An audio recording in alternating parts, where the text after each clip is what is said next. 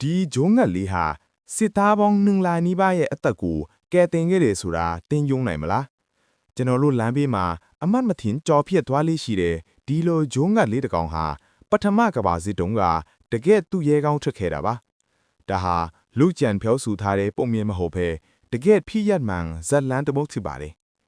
1918ခုနှစ်တုန်းကအမေရိကန်စစ်သားတစုဟာရန်သူနယ်မြေထဲမှာပိတ်မိနေခဲ့ပါတယ်ဗတ်ပေါင်းဆောင်ကဝိုင်းရံထားခြင်းခံနေရပြီးဆက်တွေရေးရေဒီယိုလည်းမရှိအကူအညီတောင်းဖို့ဘယ်လိုနီးလမ်းမှမရှိတော့တဲ့အခြေအနေမျိုးပေါ့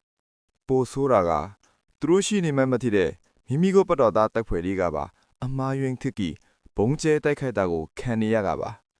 မိမိဘက်ကပြစ်တဲ့ကြီးတွေကြားမှာတင်စစ်သားတွေအတုံးယုံတေဆုံးနေရတဲ့အချိန်မှာပေါ့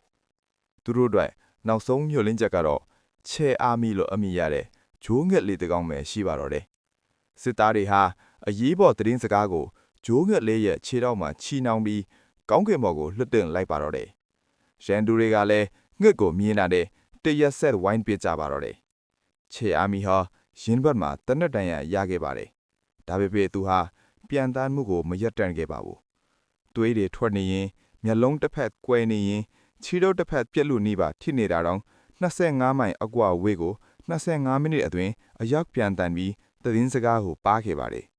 ဒါကြောင့်ဘုံကျဲတာတွေရက်တန့်သွားပြီးစစ်သားတွေလည်းအသက်ဘေးကလွတ်မြောက်ခဲ့တာပါကျွန်တော်တို့နေ့တိုင်းတွေ့နေရတဲ့ဒီငှက်လေးဟာတစ်ချိန်ကတရင်တစ်ခုလုံးကိုကဲတင်ခဲ့တယ်တမိုင်းဝင်သူရဲကောင်းတစ်ကောက်ပါပဲ